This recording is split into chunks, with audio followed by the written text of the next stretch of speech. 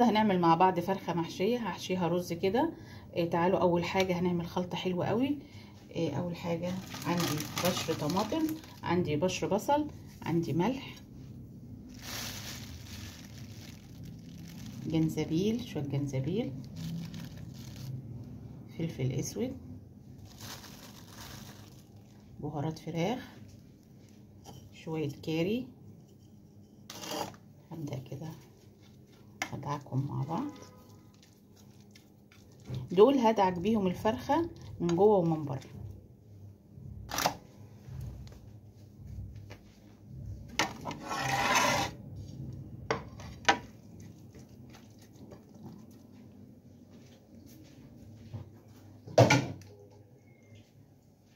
عندي فرخة هنا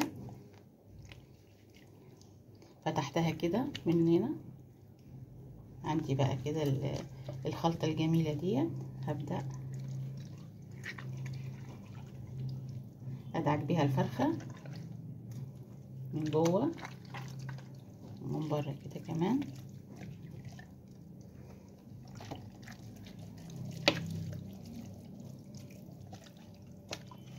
جميلة قوي. واحدة صاحبتي قالت لي على الفكرة الحلوة دي.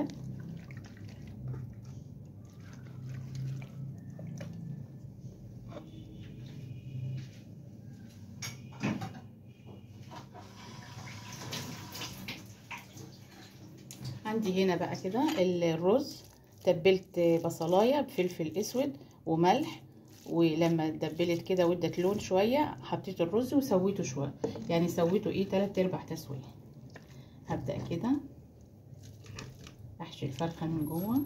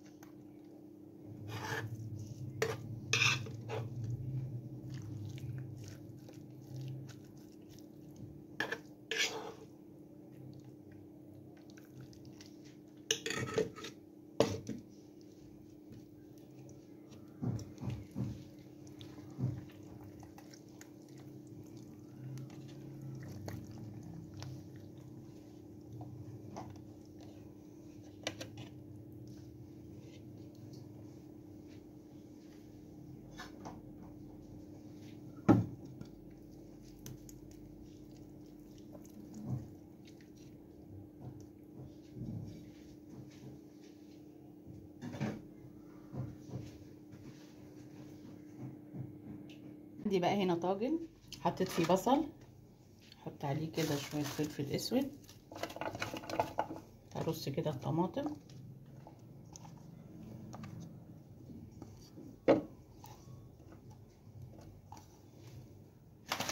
احط الفرخه بتاعتي كده، اغطيها بفويل وادخلها بقى الفرن. الفرخه بتاعتي انا طلعتها اهوت، حطيتها تحت الشوايه شويه، ادت اللون الجميل ده. طبعا الفرخه دي تنفع للعزومات، تنفع في رمضان. هي مشويه وفي نفس الوقت محشيه رز. انا اديتها في الاول تتبيله الشوي وبعد كده حشيتها رز. طعمها جميل قوي وهيعجبك ويعجب اولادك. والف هنا. اذا عجبكم بقى الفيديو اعملوا لايك واشتركوا في القناه، والسلام عليكم ورحمه الله وبركاته.